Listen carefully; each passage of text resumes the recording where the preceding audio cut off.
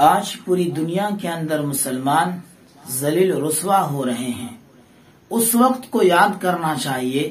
جس کو میرے رب نے قرآن کریم کے اندر یوں ارشاد فرمایا، وقال الرسول یا رب ان قوم اتخذوا هذا القرآن مہجورا، کہ قیامت کے دن ایک ایسا وقت ہوگا جس میں میرے اور آپ کے آقا جناب محمد رسول اللہ صلی اللہ علیہ وسلم ارشاد فرمائیں گے، اے میرے پروردگار عالم، میری قوم نے قرآن کریم کو پیچھے چھوڑ دیا تھا۔ وہ کیسی گھڑی ہوگی قیامت کے دن کہ جس میں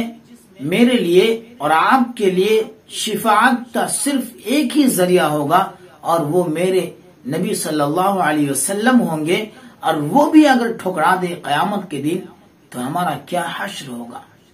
میرے بھائیوں، بس آپ سے یہی گزارش ہے کہ دن اور زندگی کا کوئی ایسا لمحہ خالی نہ ہونے پائے